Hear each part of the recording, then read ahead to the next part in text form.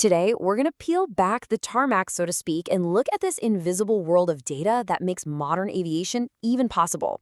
We're going to explore what's called the airport's digital blueprint.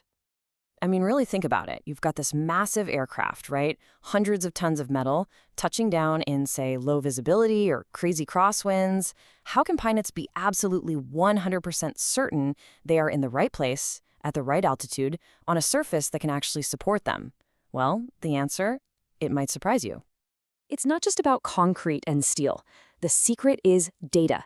An incredibly detailed, constantly verified digital blueprint that describes every single part of an airport with, and I'm not exaggerating, mind-boggling precision.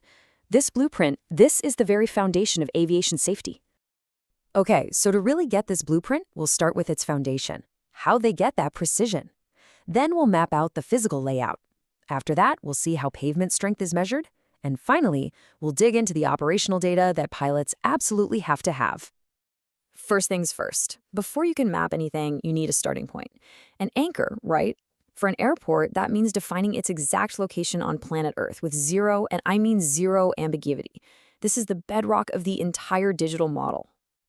And you know, the integrity of this data, it's completely non-negotiable. Think about it. A single corrupted number sent to a plane's navigation system could be catastrophic. That's exactly why the system has built-in checks to make sure the data stays perfectly accurate from the second it's measured to the second it pops up on a pilot's display. And here it is, the anchor, the Airport Reference Point, or ARP. Just think of it like the permanent "you are here" pin on a global map, but for the entire airport. It's set right at the airport's geometric center, and, this is crucial, its position can never, ever be changed. Everything else is measured from this one single point. And the level of precision they require is just astounding. For a standard, non-precision runway, the elevation has to be accurate to within half a meter. But for a precision runway, you know, the kind they use for landings in the worst weather, that tolerance is slashed in half. We're talking down to just a quarter of a meter. Just let that sink in for a second. A quarter of a meter. That's the maximum allowable error for the elevation of a runway's touchdown zone. That is about the height of a standard piece of paper laid on its side. That's the tiny margin of error we're working with when an Airbus A380 is coming in to land. Precision isn't just about geography either. It's also about the environment. The airport reference temperature is a standardized value that's calculated from the hottest month of the year. So why do they do that?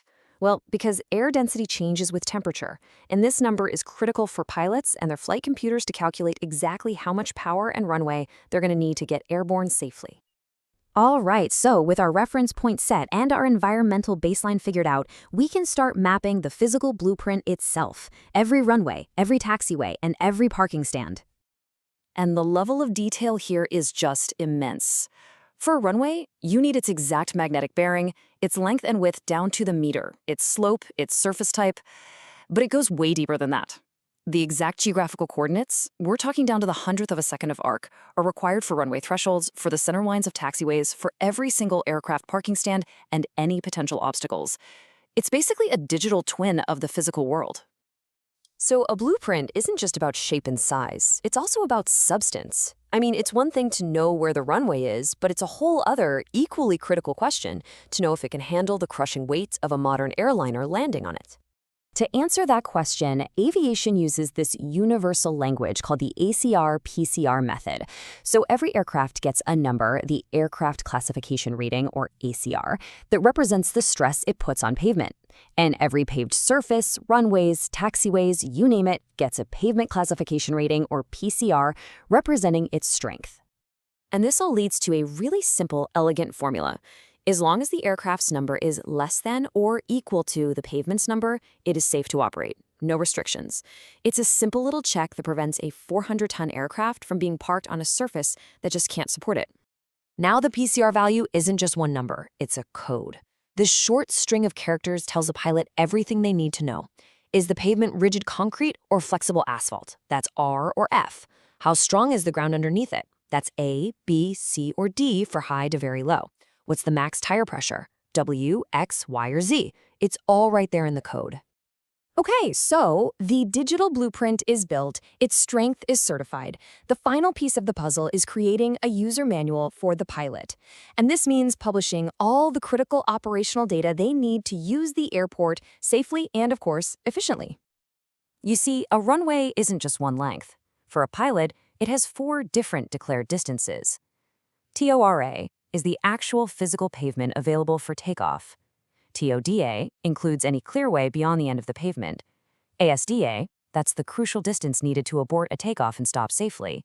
And LDR is the length available for landing, which might be shorter than the full runway. Each one of these is a critical calculation. And this data extends to the visual aids that pilots rely on.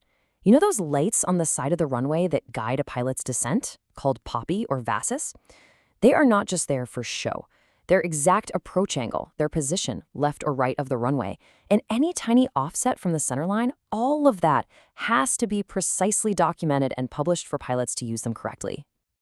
So the next time you're looking out an airplane window as you land, just remember what you can't see. This invisible blueprint of data guiding your journey. From a single geographic point to the angle of every light, it's a whole system built on absolute precision. And it kind of leaves you with a question, right?